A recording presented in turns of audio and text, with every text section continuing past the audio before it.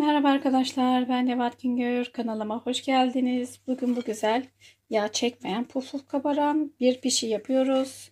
Malzemeler çok az ve yapım aşaması çok kolay ve çabuk, kısa zamanda yapılır. Çayınız demlenince kadar hemen pişebilir. Tazeliğini 2 gün kadar koruyabiliyor.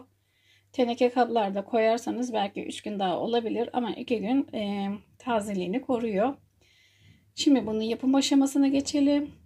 Abone değilseniz abonelik, like ve yorumlarınızı da bekliyorum.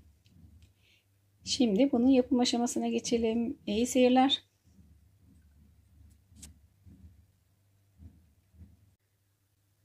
Evet arkadaşlar, Bismillahirrahmanirrahim diyelim. Bir bardak ılık sütümüzü, bir adet yumurta, damak tadınıza göre tuz. Ben 2 çay kaşığı kadar tuz attım. 1 yemek kaşığı kadar kabartma tozu. Şimdi bunları bir çırpalım.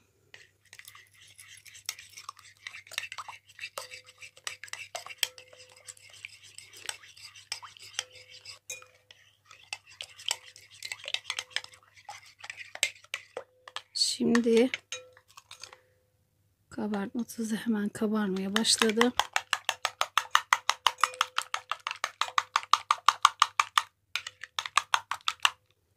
Şimdi içine arkadaşlar kontrollü bir şekilde unumuzu ilave ediyoruz. Burada 2,5-3 bardağa yakın un var. Bir miktar atalım. Klasik bardak, yani şöyle bir bardak un. Bunu biraz toparlayalım.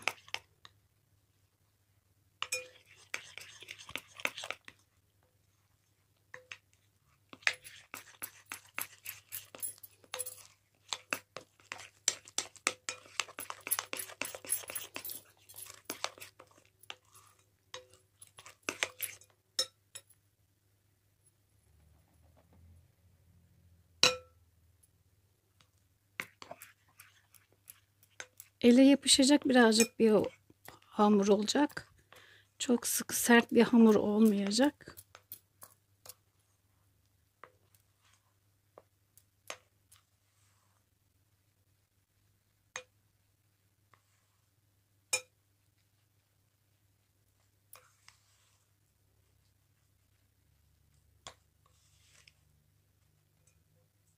Şimdi elimizde yoğurmaya başlayalım.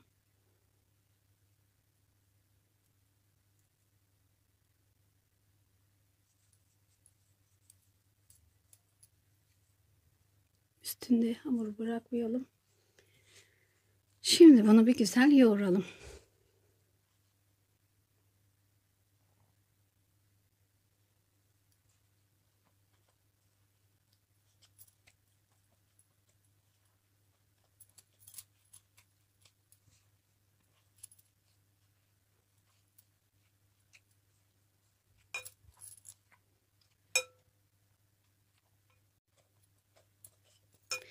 Görmüş olduğunuz gibi eli birazcık yapışıyor. Çok sert bir hamur olmayacak. Bunu ne kadar ovarsanız o kadar güzel kabaracak.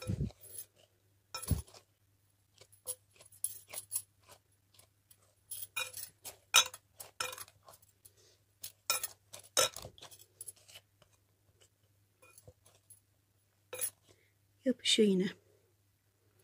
Şimdi bunu parçalara ayıralım. Şimdi bunu parçalara ayıracağız. Büyüklüğü size kalmış. Normalde böyle bir hamurdan 12 ya da 14-16 tane hamur çıkabilir. Dediğim gibi boyutu size kalmış. İstediğiniz büyüklükte yapabilirsiniz.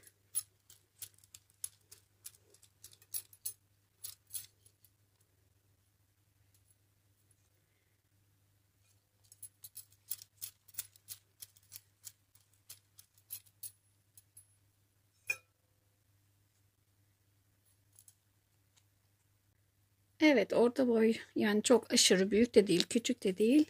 15 tane beze çıkardık. Şimdi bunun üstünü kapatıp 5 dakika kadar dinlenmeye bırakıyoruz. Temiz bir havluyla bezimizden üstünü örtüyoruz. Şimdi 5 dakika dinlensin bu. Evet, 5 dakika dinlenen hamurlarımızdan birer tane alıyoruz ve açmaya başlıyoruz. Biraz tahtımızı unlayalım. Şimdi yuvarlak olarak açmaya başlayalım.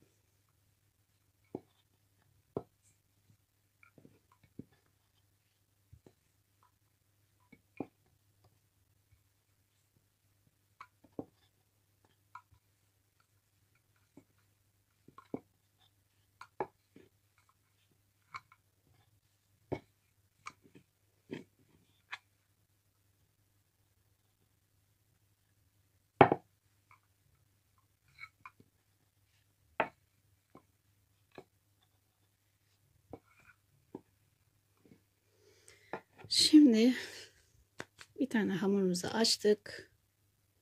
Şimdi diğer hamurlarımızı açalım. Sıra sıra hepsini açalım. Sonra içlerine peynirlerini koyacağız.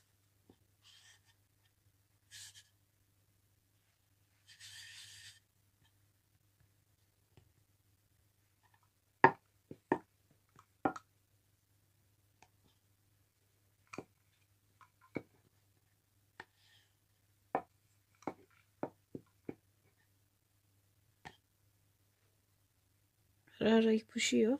Çünkü hamurumuz sert bir hamur olmadığı için o zaman unlayabiliriz.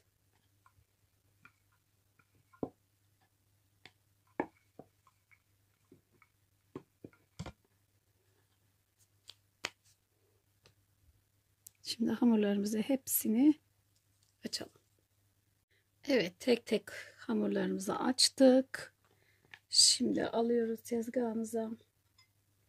İçine peynirli harcımızı koyuyoruz. İsterseniz bunun içine başka baharat da katabilirsiniz. Soğan da, maydanoz da. Şu an bende maydanoz kalmadı. Şimdi peyniri harcımızın ortasına dolduruyoruz.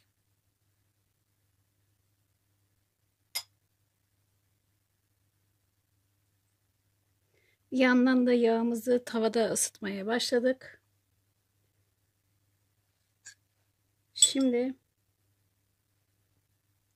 elimizi de bir kenarını ıslatıyoruz.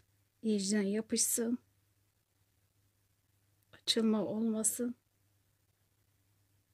Şimdi bunun bir püf noktası da arkadaşlar.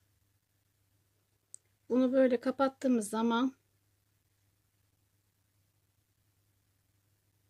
bastırıyoruz. Şuradan birazcık delik kaldı.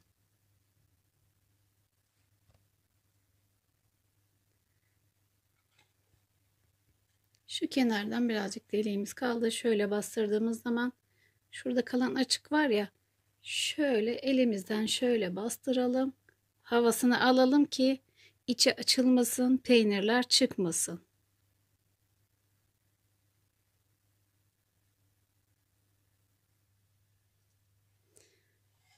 Böyle kapatıyoruz. Tam şuraya kadar, bu boşluğa kadar geldiğimiz zaman elimizle böyle bastıralım. İçindeki havasını alalım. Sonra çatalla bastıralım. Tersine geldi. Şimdi burası. Böyle kapatalım. Şimdi diğer hamurumuza geçelim. Bunları yine böyle dizelim. Bir yandan da yağımızı ısıtalım. Peynirimizi ortaya alıyoruz. İsterseniz patatesli, ıspanaklı, nasıl isterseniz öyle yaparsanız, kıymalı. Şimdi biz bugün ayın kaçı? 28'ine girdik. Ben bunu sahur için yapıyorum.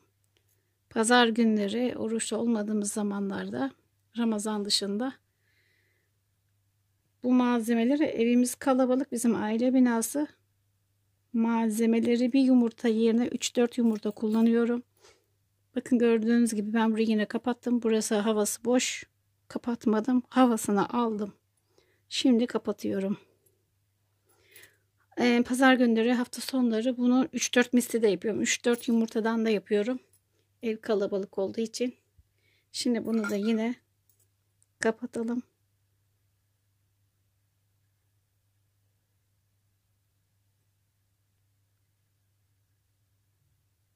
Evet. Şöyle bir şey oldu. Şimdi bunları hepsini tek tek yapalım. Yağımızı da unutmayalım. Tavamızda ısıtalım onu. Son parçaya geldik.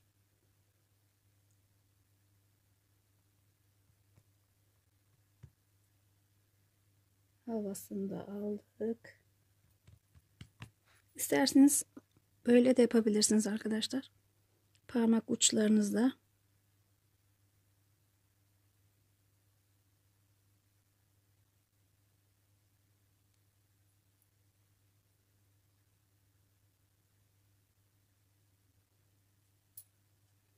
Sonuçta yine kapatıyor. Şimdi bunları kızartma vakti geldi.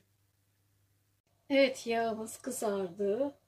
Kızardığını anlamamız için birazcık un döktüm. Evet, kabarıyor, kızarmış. Zaten sıcaklık böyle geldiği zaman da elimin rengi nasıl çıkmış belli oluyor. Şimdi yağımızı atalım. Yağımız çok soğuk olursa pişirmez. Yani pişer de sert olur. Yağımız kızgın olmalı.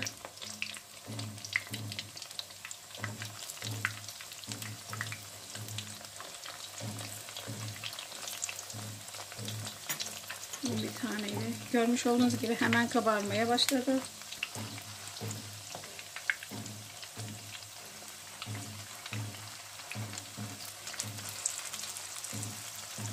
Şimdi bunu hemen kabardığı zaman, böyle puf olduğu zaman bunu çevireceğiz. Çevirmezsek eğer öbür tarafı sertleşir. Böyle görmüş olduğunuz gibi çevirirken etrafı beyaz olabilir, arka tarafı. Sorun değil.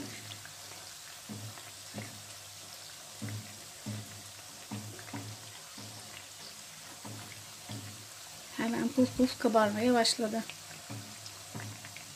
Bu arada davul sesi geliyor mu bilmiyorum. Sahurda davulcu başladı. Şöyle daha yakından göstereyim. Kabaranları hemen çeviriyoruz.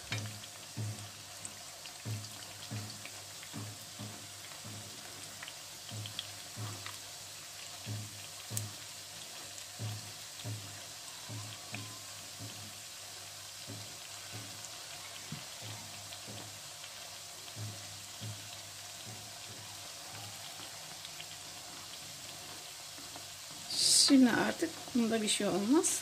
Şimdi normal kızartmasına döneceğiz. Kızardığı zaman iki tarafını da kızartacağız eşit şekilde.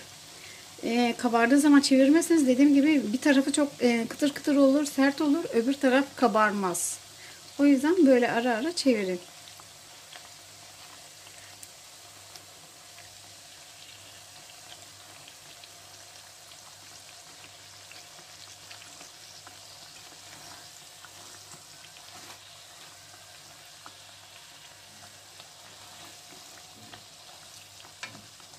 Dönmediği zaman çatalların üstünde biraz bekletin. Dönsün.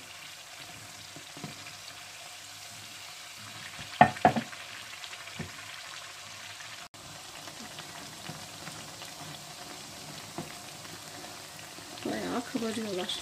Bunları da yeni atmış, iki tane. Yanında boşluk vardı. Onlar da pişti. Tavam da büyük. En büyük boy olduğu için bayağı alıyor. Bayağı pişi aldı yani. Pişilerin boyları büyük olduğu halde.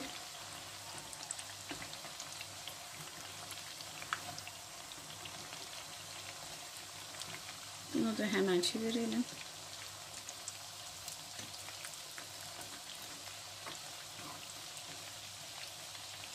Evet arkadaşlar, pişilerimiz bitti.